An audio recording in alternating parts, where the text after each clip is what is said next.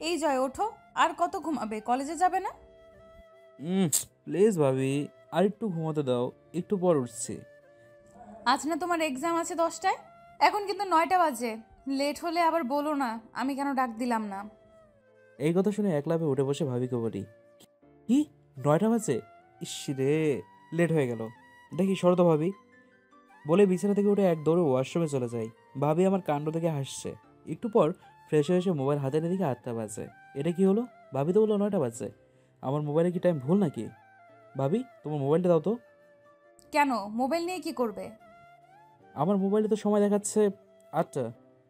ঠিকই দেখছো, এখন 8টাই বাজে, তুমি উঠছিলে না, তাই একটু মিথ্যা বললাম। ভাবি, আমার আরামের ঘুমটা হারাম করার কি দরকার ছিল? হুম হুম হুম। এখনো খাবার খেয়ে কিছু সময় পরে তারপর এক্সাম দিতে যাবে। বলেই ভাবি চলে যায়। আচ্ছা আবির ভাই, এই ভাবিগুলো এমন হিটলার হয় কেন বলে দিন তো? হ্যাঁ। রুম থেকে বের হয়ে নিচে এসে আমি, ভাবি আর আম্মু খাবার খেয়ে নেই। এরপর রুমে এসে কিছু সময় পরে চলে যাই এক্সাম দিতে। সিট খুঁজে বসে পড়ি। একটু পর স্যার এসে পরীক্ষার পেপার দিলে লিখতে শুরু করি। চলুন এভাবে পরিচয় দিয়ে দিই। আমি জয়, জয় খান। বড় ভাই জীবন খান। ইতালি থাকে আজ 6 বছর। ভাইয়া দেশে আসতে পারছে না, তার নাকি আকামার জন্য কি প্রবলেম হচ্ছে। আব্বু মারা গেছে আমি ছোট থাকতেই। আম্মু রাবেয়া খান। আর আমার ভাবি ইকরা। আম্মুর ভাবিকে খুব পছন্দ হয়, তাই ভাইয়ার সাথে মোবাইলে বিয়ে পড়িয়ে আমাদের বাসায় নিয়ে আসে। ভাই আর ভাবির বিয়েতে হইতে 1 মাস আগে। আর আমি এবার ইন্টার সেকেন্ড ইয়ারে পড়ছি। আজ ফাইনাল এক্সাম, বাকি কথা পরে হবে। এবার গল্পে ফিরি। এক্সাম শেষ হতেই বন্ধুদের সাথে কিছু সময় আড্ডা দিয়ে বাসায় চলে আসি। বাসায় আসতে আম্মু বলল, কি রে জয়, তোর এক্সাম কেমন হলো? খুব ভালো হয়েছে আম্মু। ভাবি কোথায়? রুমে মনে হয়। যা ডেকে নিয়ে আয়, একসাথে খাবো সবাই। আমি ঠিক আছে বলে রুমে গিয়ে চেঞ্জ করে ভাবির রুমে গিয়ে দেখি ভাবি ভাইয়ার সাথে কথা বলছে। ভাবি যখন ভাইয়াকে কিস করতে যাবে, আমি পেছন থেকে বলে উঠি, আহা কি রোমান্স, ভাবা যায়। ভাবি পিছন করে আমাকে দেখে কল কেটে লজ্জায় লাল হয়ে যাচ্ছে। আমি বলি, আর লজ্জা পেতে হবে না ভাবি, যা করেছো দেখে ফেলেছি। এই ফাজিল, তুমি কখন এলে এখানে? একটু আগেই। চলো আম্মু খেতে ডাকছে। তোমার এক্সাম কেমন হলো? সব প্রশ্নের আনসার দিয়েছো তো? খুব ভালো হয়েছে। এখন চলো তো, ক্ষুধায় পেটে ইঁদুর দৌড়াচ্ছে। ভাবি হাসতে হাসতে আমাকে নিয়ে নিচে চলে আসে। এরপর তিনজন একসাথে খাবার খেয়ে বসে টিভি দেখছি। হঠাৎ মোবাইল বেজে ওঠে। মোবাইল হাতে নিয়ে দেখি ভাইয়া কল করেছে। সবাই কিছু সময় কথা বলার পর ভাইয়াকে বলে তার নাকি ডিউটিতে যেতে হবে, পরে কল করবে। এরপর আমি রুমে এসে কিছু সময় রেস্ট নিয়ে পড়তে বসি। হঠাৎ ভাবি আমার রুমে এসে বলল, জয়, তুমি কি বিজি আছো? না ভাবি বলো, এই একটু পড়ছিলাম। আচ্ছা তাহলে তুমি পড়ো, অন্য একদিন যাব। কোথায় যাবে ভাবি? সমস্যা নেই বলো, আমি পরে পড়বো। ঘুরতে যেতে ইচ্ছে করছে আজ, তুমি তো পড়ছো। সমস্যা নেই, এসে পড়বো। যাও তুমি গিয়ে রেডি হও। ভাবি একটা মিষ্টি হাসি দিয়ে চলে যায় রেডি হতে। আমি বই বন্ধ করে একটা নেভি ব্লু রঙের শার্ট পরে নিচে এসে ভাবির জন্য অপেক্ষা করছি। একটু পর ভাবি একটা মিষ্টি রঙের শাড়ি পরে নিচে আসে। আম্মু বলে, কি রে, তোরা কি কোথাও যাচ্ছিস নাকি? পাগল মেয়ে, তুই জয়কে নিয়ে ঘুরতে যাবি? সমস্যা কোথায়? আচ্ছা যা, আর সাবধানে রাস্তা দেখে হাঁটবি। আম্মু এখন যাই, আমার আবার এসে পড়তে হবে। ভাবি চলো তো। বলেই ভাবিকে নিয়ে বাসা থেকে বের হয়ে একটা রিকশায় উঠে বসে আমি। ভাবিকে বলি, ভাবি কোথায় যাবে বলো? কোনো নদীর পাড়ে চলো, নদী আমার খুব ভালো লাগে। আমিও রিক্সাওয়ালা মামাকে বলি নদীর দিকে যেতে। একটু পর নদীর বাড়ি এসে রিক্সা ভাড়া দিয়ে ভাবিকে নিয়ে হাঁটছি। কিছু সময় হাঁটার পর ভাবি বলল, জয়, তোমার গার্লফ্রেন্ড নেই? হঠাৎ এই কথা জিজ্ঞেস করছে যে ভাবি? আমাকে তো সব কিছুই বলো, শুধু কখনো তোমার গার্লফ্রেন্ডের কথা বলনি, তাই জানতে ইচ্ছে হলো। এসব ঝামেলা আমি নেই। আমার বন্ধুরা প্রেম করে সারাদিন ওদের গার্লফ্রেন্ডে প্যারায় থাকে, আমাকে দিয়ে এসব হবে না। গার্লফ্রেন্ড আবার প্যারা হয় নাকি বোকা? হয় গো ভাবি, আমরা বন্ধুরা কোথাও গিয়ে শান্তি পায় না। সবসময় ওদের গার্লফ্রেন্ডরা কল করে, কোথায় আছো, কেন গেছো, এটা করছো কেন, আমার কথা শুনবে না কেন, শোনো না কেন। না বাবা, আমাকে দিয়ে এসব হবে না। ভাবি আমার কথা শুনে হাসছে। হাসতে হাসতে বলল, আচ্ছা, আমার ভাইটার জন্য কিছুদিন পর একটা লাল টুকটুকে বউ আনবো, এখন আমার জন্য ঝালমুড়ি নিয়ে এসো। আমি ঠিক আছে বলে চলে যাই ঝালমুড়ি আনতে। ঝালমুড়ি নিয়ে এসে দেখি ভাবিকে কয়টা ছেলে টিস করছে। রাগে আমার মাথায় রক্ত উঠে যায়।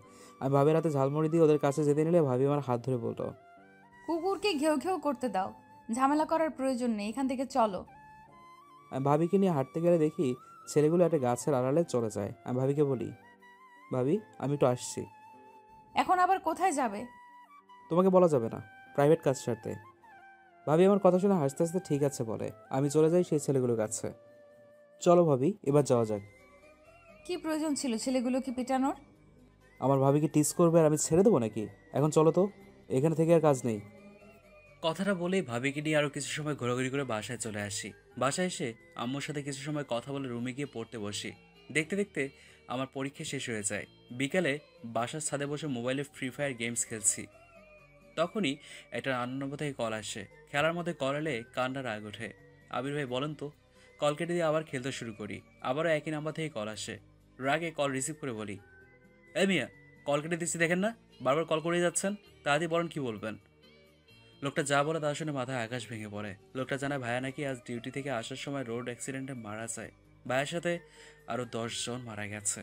আর 3 দিনের মধ্যে ভাইয়ার লাশ দেশে পাঠানোর ব্যবস্থা করছে। আমার হাত থেকে মোবাইলটা পড়ে যায়।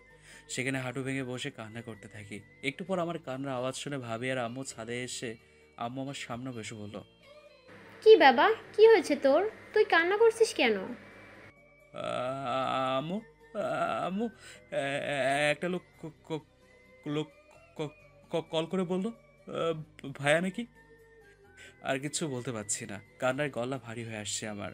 আম্মু কাঁপা কাঁপা কণ্ঠে বলল, কি কি হয়েছে আমার জীবনের? আম্মু, ভাইয়া নাকি রোড অ্যাক্সিডেন্টে মারা গেছে। আর 3 দিন পর ভাইয়া লাশ দেশে পাঠাবে। আমার কথা শুনে ভাবি আম্মু চিৎকার করে কান্না করে ওঠে। ভাবি কান্না করতে করতে বলে, ভাইয়ের মোবাইল কল করতে একজন লোক বলল। ভাইয়ের কল রিসিভ করে ভাবিকে সব বলে। সব শুনে ভাবি সেন্সলেস হয়ে পড়ে যেতে নিলে আম্মু ভাবিকে ধরে বসে কান্না করতে থাকে। একটু পর আমি ভাবিকে কোলে করে তার রুমে রেখে আমার রুমে এসে ভাইয়ার ছবির সামনে দাঁড়িয়ে কান্না করতে করতে বলি, এ ভাইয়া, ভাইয়া তুই আমাকে কল কর না। কল করে বল ওই লোকটা যা বলেছে সব মিথ্যে। হ্যাঁ, তোর কিছু হয়নি ভাইয়া। আমি তোকে যারা থাকবো কি করে বল না ভাইয়া। তুই আমাকে আমাকে কল দিয়ে বকা না দিলে আমি আমি যে ভালো রেজাল্ট করতে পারবো না ভাইয়া। একটা বার কল করে বলি সব মিথ্যে। আর অনেক কথা বলে আমি তাকে কান্না করতে করতে এদিকে আম্মু ভাবির রুমে বসে কান্না করছে। কিছু সময় আবার ভাবির সেন্স ফিরতে ভাবি আম্মুকে জড়িয়ে ধরে কান্না করে।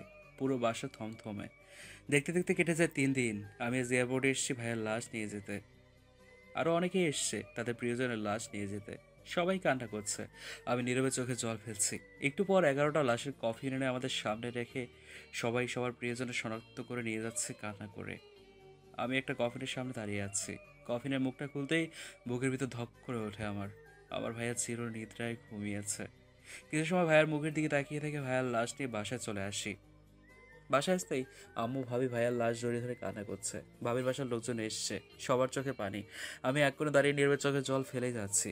কিছু সময় ভাইয়াকে শেষ গোসল করিয়ে জানাজা পড়িয়ে ভাইয়ার দাফন কাজ শেষ করে বাসায় চলে আসি। আম্মু আর ভাবি আমাকে জড়িয়ে ধরে কান্না করছে। আমি নীরবে শুধু চোখে জল ফেলছি। দেখতে দেখতে কেটে যায় 1 মাস। সবাই কিছুটা স্বাভাবিক হলেও কারো মুখে হাসি নেই। বিকেলে আম্মু ভাবি আর আমি বসে আছি। তখনই ভাবির আব্বু এসে ভাবিকে নিয়ে যেতে চাইলে আম্মু বলল, ভাই সাহেব, আমার ছেলেটা আমাদের ছেড়ে চলে গেছে। আপনি দয়া করে আমার মেয়েটাকে আমার থেকে কেড়ে নেবেন না। ভাবির আব্বুর সাফ কথা, তার মেয়ের বিয়ে মোবাইলে হয়েছে। আর সে তার স্বামীর সাথে একটা দিনও থাকেনি। তার মেয়ের জীবন এভাবে নষ্ট করতে পারবে না। সে তার মেয়ে নিয়ে গিয়ে আবার বিয়ে দেবে। ভাবিও যেতে চাইছে না, আর তার আব্বু নিয়ে যাবেই। আম্মু বলল, ভাই সাহেব, আমি আমার ছেলেকে হারিয়েছি, মেয়েকে হারাতে পারবো না। আমি আমার ছোট ছেলে জয়ের সাথে ইকরামায়ের বিয়ে দিব। আমি আমার ছোট ছেলে জয়ের সাথে ইকরামায়ের বিয়ে দিব, তবুও মেয়েকে নিয়ে যেতে দিব না। আম্মুর কথা শুনে ভাবি আর আমি দুজনে আম্মুর দিকে তাকাই। আম্মু আমার হাত ধরে বলল, জয় বাবা, তুই আমার এই অনুরোধটা রাখ। আমার মেয়েটাকে তুই আমার থেকে আলাদা করে দিস না। ইকরা চলে গেলে আমি যে নিঃস্ব হয়ে যাব। আম্মু এমন অনুরোধ আমি আর না রেখে পারিনি। ভাবির আব্বুকে আম্মু কাজী আনতে বলে। একটু পর কাজী এসে আমার আর ইকরার বিয়ে পড়িয়ে চলে যায়। ইকরার বাসায় সবাই এসছে। রাত প্রায় 12টা, সবাই চলে গেছে। আম্মু আমাকে জয়ের রুমে রেখে চলে যায়। আমি বিছানায় বসে কান্না করছি। একটু পর দরজা খোলার শব্দে সামনে তাকাতেই দেখি জয় রুমে এসে সোফায় গিয়ে বসে আছে। কি বলবো আমি বুঝতে পারছি না। জয় বলে, ভাবি ঘুমিয়ে পড়ো, অনেক রাত হয়ে গেছে। আর তুমি ভেবো না আমাদের বিয়েটা শুধু কাগজে কলমেই থাকবে। আমার জন্য আম্মু তোমার জীবনটা নষ্ট করে দিল। তুমি তখন না বলে দিলেই তো হতো। আম্মু তোমার মাঝে ভাইয়াকে দেখতে পায় ভাবি। তুমি চলে গেলে হয়তো আম্মু সত্যি একা হয়ে যেত। আর আম্মু তোমাকে ভাইয়ার জন্য বউ করে এই বাড়িতে এনেছে। তোমার জীবনটা তো নষ্ট হয়ে গেল ভাবি। আমাকে নিয়ে ভেবো না, ঘুমিয়ে পড়ো। কথাটা বলে আমি উল্টো পাশ হয়ে চোখ বন্ধ করে ফেলি। ইকরা কান্না করতে করতে ঘুমিয়ে যায় একটা সময়। পরের দিন সকালে ঘুম থেকে উঠে ফ্রেশ হয়ে নিজে এসে সবাই একসাথে খাবার খেয়ে নেই। সোফায় বসে আছি। আম্মু আর আমাকে আর ভাবিকে বলো। আমাকে তোরা মাফ করে দে। আমি নিজের কথা ভাবতে গিয়ে তোদের জীবনটা নষ্ট করে দিলাম। না আম্মু, এ কথা বলো না। আমি সত্যি অনেক ভাগ্য নিয়ে জন্মেছিলাম হয়তো, তাই তো তোমার মতো মা পেয়েছি। আমার একটা অনুরোধ রাখবি তোরা? এমন বলছো কেন আম্মু? বলো না কি বলবে। তোরা দুজনে নতুন করে জীবন শুরু কর, সব ভুলে গিয়ে। আম্মু একটু সময় সময় তো লাগবে বলো। এতগুলো দিন যাকে ভাবি বলে ডেকেছি তার সাথে হুট করে বিয়ে হয়ে গেছে। চাইলে কি এত সহজে সব সম্ভব? আম্মু, জয় ঠিকই বলেছে, আমাদের একটু সময় দাও। ঠিক আছে, তবে তোরা যদি সব সময় এমন গোমরা মুখ করে থাকিস, আমার কি ভালো লাগে বল? কই আম্মু, আমরা তো ঠিকই আছি। আরও অনেক কথা বলে আমি রুমে চলে আসি। একটু পর ইকরা রুমে আসতে আমি বলি, আমাদের এখন থেকে আম্মুর সামনে স্বামী স্ত্রী অভিনয় করতে হবে। আম্মুকে কিছুতেই বুঝতে দেওয়া যাবে না আমরা এই বিয়েটা মানি না। ঠিকই বলেছ। আম্মু না হলে কষ্ট পাবে। এখন থেকে আমাদের আম্মুর সামনে হাসি মুখেই থাকতে হবে। আরও বেশ কিছু সময় কথা বলে আমি ঘুমিয়ে যাই। দেখতে দেখতে এভাবেই কেটে যায় 6টা মাস। এখন সব কিছুই স্বাভাবিক। ইকরা আমার মাঝে খুব ভালো বন্ধুত্ব গড়ে উঠেছে, কিন্তু হাজব্যান্ড ওয়াইফের সম্পর্ক হয়নি। আমি এই 6 মাসে না চেয়েও ইকরাকে ভালোবাসতে বাধ্য হয়েছি, কিন্তু ম্যাডাম আমাকে ভালোবাসে না। কি করব বুঝতে পারছি না। এর মধ্যে ইকরার এক খালাতো বোনের বিয়েতে এসছে আজ। বিয়ে বাড়িতে অনেক মানুষ। ইকরা ব্যস্ত তার বোনদের নিয়ে। আমি একপাশে দাঁড়িয়ে মোবাইল টিপছি। হঠাৎ একটা মেয়ে এসে আমার সাথে কথা বলছে। দেখতে ভালোই, তাই আমিও কথা বলছি। একটু পর আমার মোবাইল নম্বরে চাইলে আমি মেয়েটার মোবাইল হাতে নেই। বোনদের সাথে কথা বলছিলাম, তখনই দেখি একটা মেয়ের সাথে জয় হেসে হেসে কথা বলছে, আবার মেয়েটার মোবাইল হাতে নিয়েছে। রাগে আমার মাথায় আগুন হয়ে গেল। জয়ের কাছে এসে হাত থেকে মোবাইলটা নিয়ে এক আছাড় মারি। মেয়েটা আমার দিকে তাকাতে আমি বলি, এই মেয়ে, তো সাহস তো কম না? আমার হাজবেন্ডের সাথে টাঙ্কি মারতে এসেছিস, আর তুমি মেয়ে দেখলেই কথা বলতে হয়? এসো আমার সাথে।